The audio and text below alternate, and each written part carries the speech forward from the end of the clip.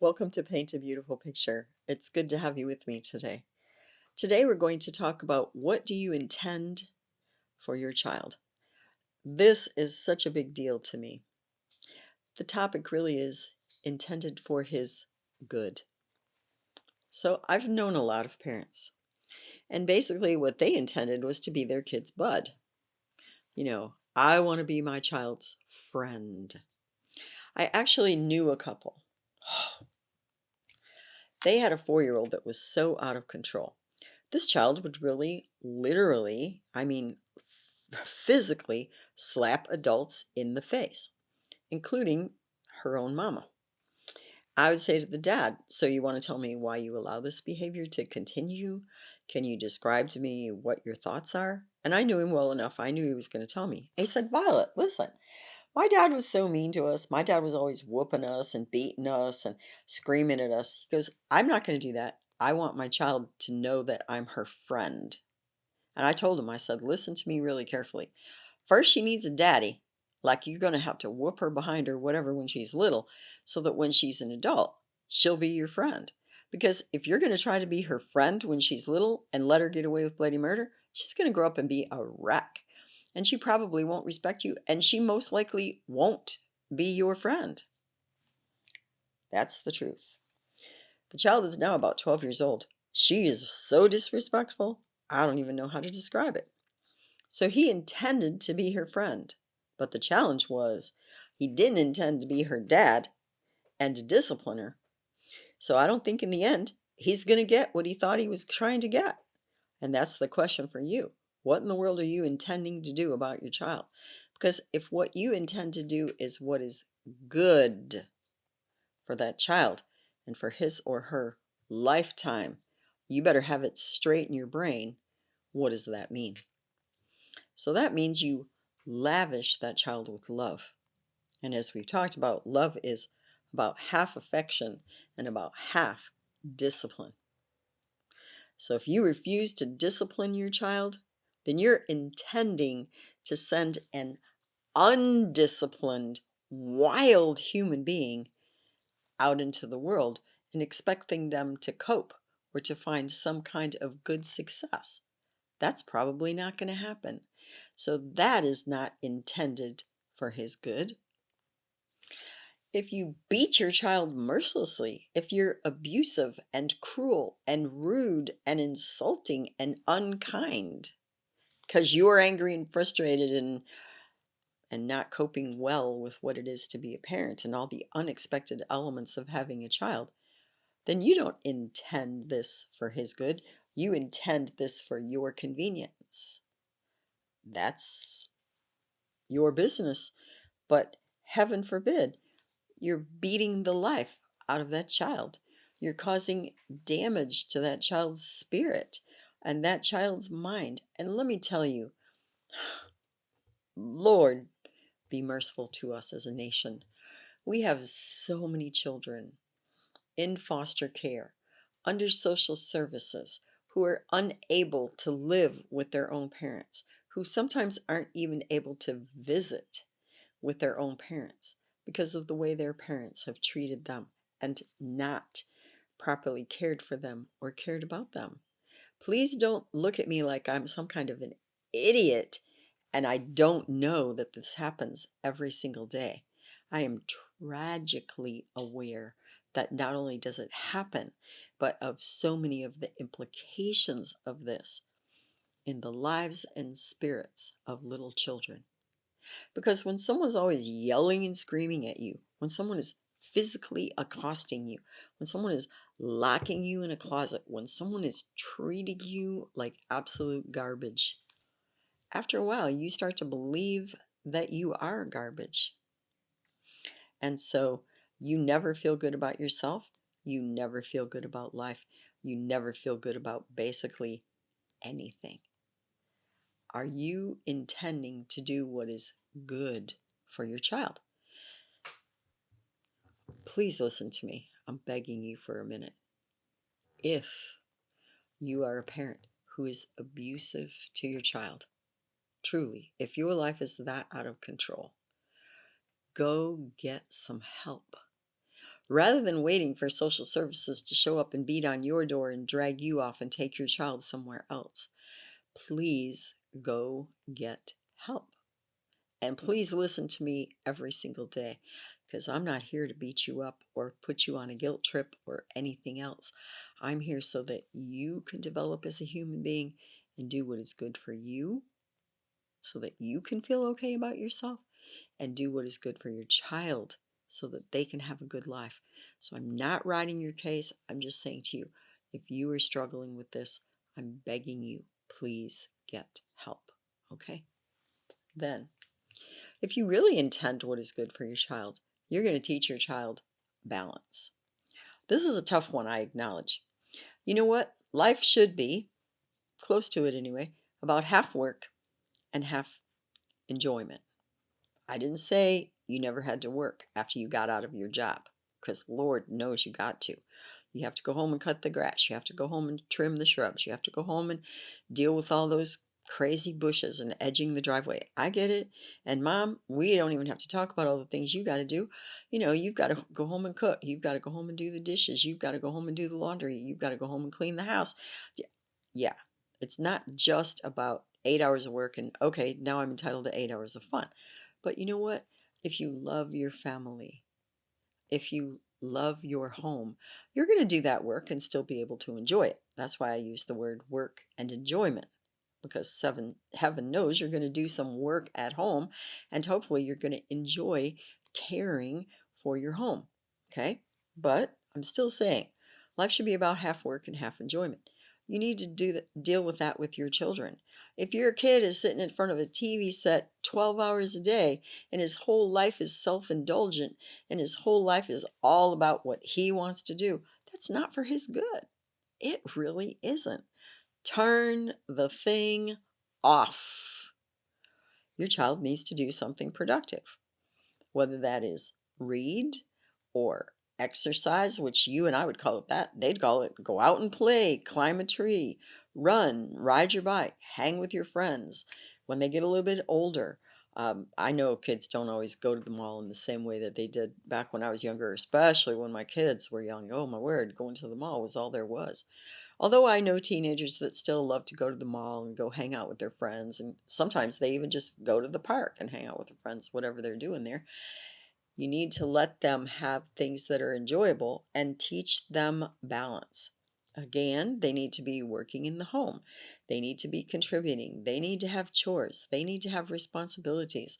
If they have nothing to do, probably they're going to find something to do, and often it's not going to be the right thing. We all understand that. You need to give them creative outlets. Again, you know about this. They need to play with Play-Doh. They need to, when they get older, give them modeling clay. They can make something far more permanent. They need to be able to paint. They need to be able to draw. They can build Legos. They can build all kinds of erector sets. They need to have something that is, I'm going to use the word productive, but we can also use the word creative play, whichever way you want to see that. They don't need to be in front of something electronic for hours and hours so they are out of your hair, which you might think for a minute is for your good, but it is not for their good. So again, my question is, as a parent, what do you intend? Do you intend to do what is for your child's good? Because often that's very inconvenient and super self-sacrificial for us as adults. Land's sakes, it takes a huge investment of time. Do you intend for the child's good? Then we're going to talk about this one. It's a training element, but it's still an intention. And that is in all the things that a child needs to learn. Do you intend to let them learn it by hook or by crook? In other words, go make your bed, but you didn't show them? And you need to pick up your room, but you didn't show them? And you need to go cut the grass, and you didn't show them what they need to know to accomplish that? That's not for their good. That's about you being lazy. You intend to have a life of convenience. It's an inconvenience to have to take all of that time to show the child how to do it properly.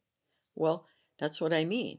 Do you intend to do what is good? Because a lot of what is good is going to take your time and energy so that when you say, go make your bed, she already knows how to do it. because you showed her.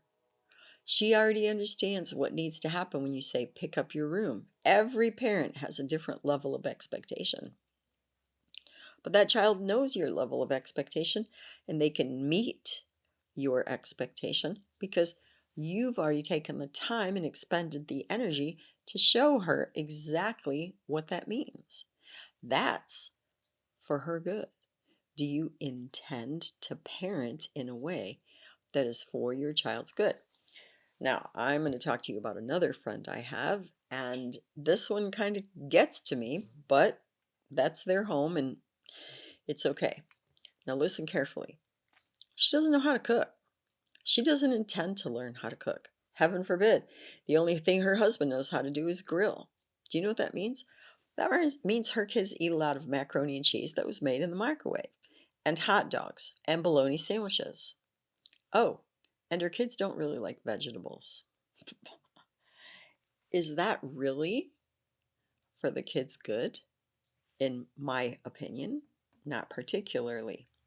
So, if you intend to do what is good for your child, you need to provide your child with nutritious meals. If you really can't cook, perhaps part of your intention for your family's good is that you would learn how to cook. If not, one of you needs to learn how to cook. That would be ideal. Or you need to have a high enough caliber job that you can afford to buy what you need, whether that is really good quality salads, and you teach your child that this is good for you and you're going to learn to eat this. And what if you hate salad? What if you hate vegetables? Well, if you intend to do what is good for your child, perhaps you're going to eat a salad and you're going to learn how to eat vegetables a couple times a week. Perhaps that's a possibility. And let me tell you a couple things. You could take carrots and celery, very truthfully, you can cut them up and take either peanut butter or cream cheese with things like raspberries or pineapple and make it a whole lot more palatable to eat vegetables because raw vegetables are the best. I don't care if you use ranch dressing with things like celery and cauliflower and broccoli. And I do mean raw again, so you don't have to know how to cook it. All you have to do is be able to chop it up. Let's be realistic. You can drive yourself straight to Walmart and buy them already chopped up. You don't even have to cut them.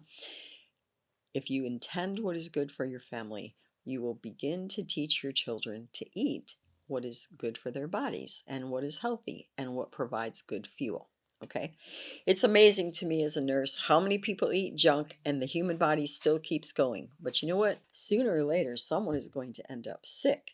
They are not going to have the same level of energy, and they are most assuredly, sooner or later, going to develop some kind of disease process because they didn't adequately nourish and care for their body. So if you intend to do what is good for your child, you will feed your children nutritious food. And if you intend to do what is good for your child, you will follow up. Here's what I mean that.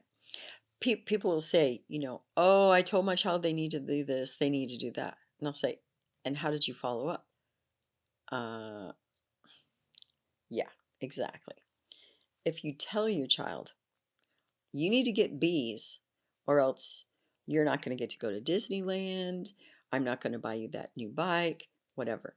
Do you know what? If you never look at their grades again, if you never look at their homework, if you never have a conversation, you let the entire semester go by, and they bring you a report card home with a D on it, and I do mean a kid who's like 7, 8, 9, 10, that's as much on you as it ever was on the child.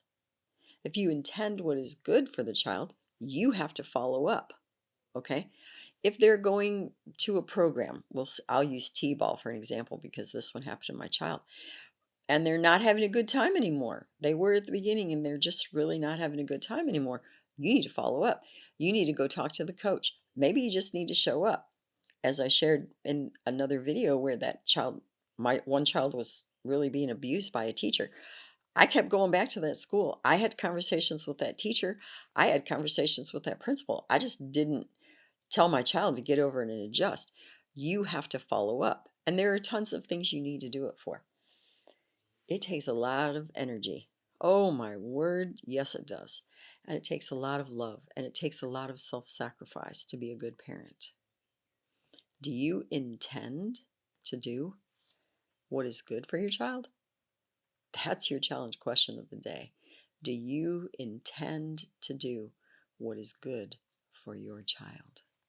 Do you know, I've told you a lot of times before, I believe every human being is capable of being a decent parent, and I believe it's the desire of your heart. So if you need to make adjustments in your life to do what is good for your child, start today. Thank you for being with me today. You may find additional information on our paintabeautifulpicture.com website.